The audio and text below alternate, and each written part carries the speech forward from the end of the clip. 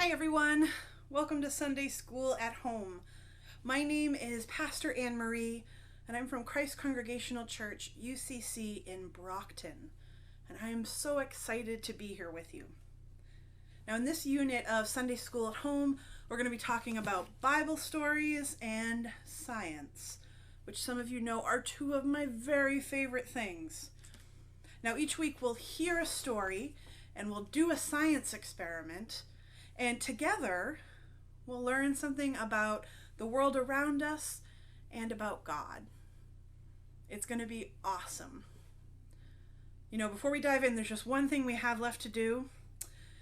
Because robes, they don't mix very well with science experiments. It can get messy. It's a whole thing. So, hold on one second. Much better. Okay, let's jump into our first experiment. Here's what you're going to need. We're going to need one pipe cleaner. You need a jar or a cup. You're going to need some very hot water, boiling if you can get it. Now this is a really good one to have the adults help you with, okay?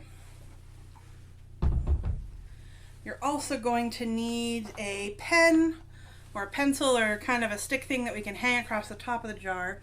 And finally, you're going to need some borax, whose chemical name is sodium borate. Now, important thing about borax, it's a type of laundry detergent or a laundry booster. So you could find it in your grocery store probably in the laundry aisle. But here's the thing, so borax or sodium borate, you don't want to get it into your eyes or your mouth, okay? So definitely no putting it in your mouth and don't want to get it into your eyes. It's okay to touch, but you want to make sure that after the experiment you wash your hands with soap and water. Now, because sodium borate can be not great for eyes or mouths, I'm going to take a safety step here and put on my goggles because safety is really important for science. Okay, got my goggles on, let's go. So the first thing you're going to do is take your pipe cleaner and bend it into any sort of shape you want. Now you could do a heart or a star or a triangle. I bent mine into an A shape for Anne Marie. And then you're going to wrap it around your pen or pencil or stick, or if you wanted, you could use string and tie it. The whole thing you want to do here is have it hang off the pen and pencil so you can suspend it over the jar like this without it touching the bottom. Now I'm going to take that out of there for now and put it right here. The next thing we're going to do is add our borax or sodium borate to the jar. Now in your kit, and here I've measured out about 6 tablespoons. All right, so now we have our sodium borate in the jar. The next thing we're going to do is add our very hot or boiling water. Now, I've got a measuring cup and I've got my hot water kettle. Again, this is a good step to have an adult help you out with, okay? So I'm going to add 2 cups of hot water to my jar.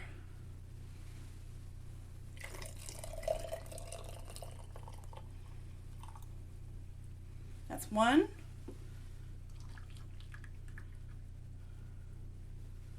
And here comes 2. Excellent. Now, you'll notice that there's probably still the borax in the bottom, and you might have to stir it a little bit. You could do that with a spoon if you wanted. So as you stir it up, you may notice that something happens,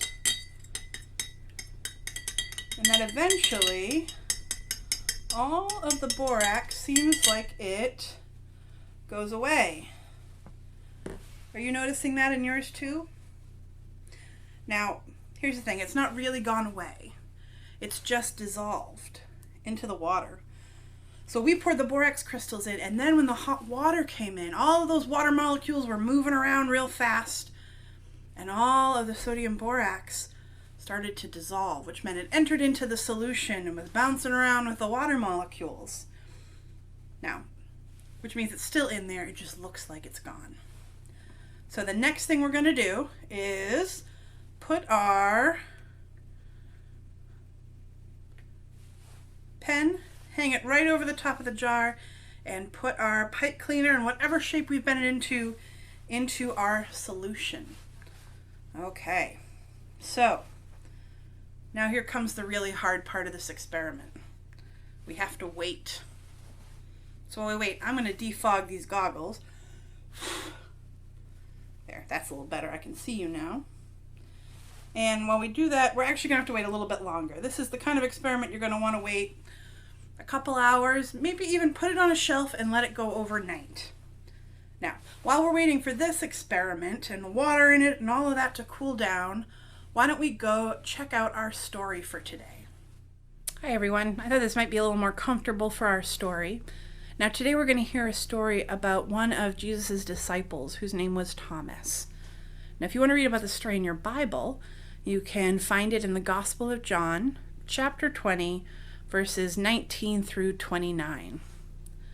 But today we're going to hear about the story in this book, which is called Thomas, the Doubting Disciple, and was written by Robert Baden and illustrated by Andy Willman. Let's check it out. Now, let's see if I can hold the book like this so you can see all the pictures. When Jesus rose on Easter Day, his friends who saw him said, to those who hadn't seen him yet, "Our master is not dead." Those who had not seen Jesus knew. The others would not lie. But it was so hard to believe, for they had seen him die. Some believed, and some did not. They weren't sure who was right. To find the truth, they said, "Let's meet and talk this very night." They found a room, they locked the door. One thing they surely knew. The evil ones who killed their Lord would like to kill them too. They questioned, argued, thought, and talked. They wondered what to do. When suddenly they looked and saw that Jesus stood there too. They rubbed their eyes and stared at him. Some laughed with joy, some cried. "Oh, Jesus, is it really you? We know for sure you died." He smiled and said, "Peace to you all. Now look, all you who doubted." They saw his nail-marked hands and feet. "You are alive!" they shouted. They talked about what had occurred till well into the night. Then Jesus blessed them once again and vanished from their sight.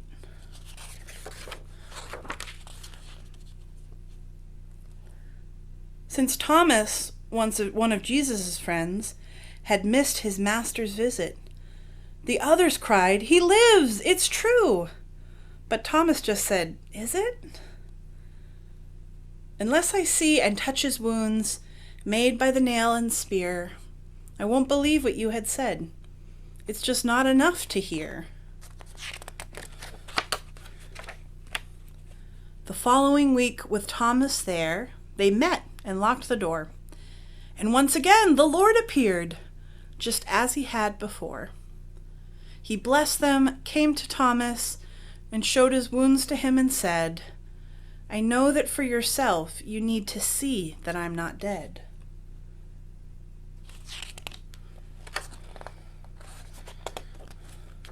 Please, put your finger on my hands and touch my side. Don't grieve. You can be certain that I'm alive. Stop doubting and believe. Thomas's heart was filled with joy when he heard his master's words. He bowed his head, knelt down, and said, "My risen God and Lord." "Dear Thomas," Jesus gently said, "it's good what you've expressed. You had to see me to believe. For you, that was the best. But what you've seen today, all others must by faith receive. And greatly blessed are those who haven't seen and yet believe." The end. That is the story of Thomas, the doubting disciple. Okay, now that we've heard about Thomas's story, let's check back in on our experiment. So it's been a couple hours, and you might notice that my jar looks a little bit different than it did. When you've waited a little bit for your jar until the water's cooled down completely, you can pull out your pipe cleaner and see what happened. Now, it's going to be a little drippy when you first pull it out, so you might want to lay it down on a paper towel and let some of that excess water come off. But now I'm going to hold it up, and can you see what happened to the pipe cleaner? It looks a little different, I bet. And you might notice that the side and the bottom of your jar looks a little bit different too. Can you see all of these beautiful sparkly crystals that have grown on the pipe cleaner? Now, this one just stayed for a little bit. I want to show you one that I tested when I was first testing this experiment, and I let it stay for like over a day. And all of these really cool crystals grew on my A. It's covered completely in these sparkly square crystals. So how did that happen? Well, do you remember when we poured the borax in, the sodium borate, and then we added the hot water and we stirred it up, and it seemed like the borax had disappeared. But really, it just dissolved into the water and became a solution. Well, one of the reasons we use really hot water is because when it's hot and the water is moving around real quick, a lot more sodium borate can get dissolved into the solution. But as the water cools down and the water molecules aren't moving quite as fast as they were, it gets harder and harder for the sodium borate to stay in the solution. So it goes from that and starts to grow and become solid again in its crystal form. Now, the thing about pipe cleaners, let me see if I have a not crystallized pipe cleaner here. You might remember they have these soft and fuzzy edges on them. And if you look really close, you might notice there's all these different fibers poking out from it. And these little fibers make an excellent place for crystals to grow. And the thing about crystals is when one starts to grow, more and more and more like to grow near it. That makes the little fibers on this what we call a nucleation site, or a place that's really good to start growing crystals and starts a whole bunch more of crystals growing. So now the cooler the water gets, the more borax came precipitated out of the solution and became crystal in form. And it starts growing in the same pattern. This is why you see a lot of these square looking crystals like that. Pretty cool. So we've talked about our experiment and we've talked about our story, but let's talk about how they connect. So, in the story we read today, we heard about the disciple Thomas and how he had trouble believing that Jesus had resurrected because he hadn't been able to see it with his own eyes. Now, sometimes because of this story, Thomas gets the nickname Doubting Thomas. But here's the thing. Thomas wasn't the only disciple who had doubts. And doubts are really a normal part of faith and life. Now, when we dissolved the borax in the water, and we couldn't see it anymore. And maybe did you wonder or doubt if it was still there? Now, it looked like it had disappeared or went away completely, even though it was just dissolved in the water. It can be hard to believe in what you can't see. And just like Thomas, everyone has doubts sometimes, and that's okay. Now eventually, after a little bit of time and cooling, the borax crystals came back out of the solution and they started to grow and we were able to see them again, and frankly they looked even cooler than they had before. Well, sometimes faith is like those crystals. It can take time and patience for it to grow, and that's okay too. So wherever you are on your faith journey, whatever questions or doubts you have, know that that's okay, and it's all part of being on a faith journey. So that's all for this week, but before we go, let's say a prayer together.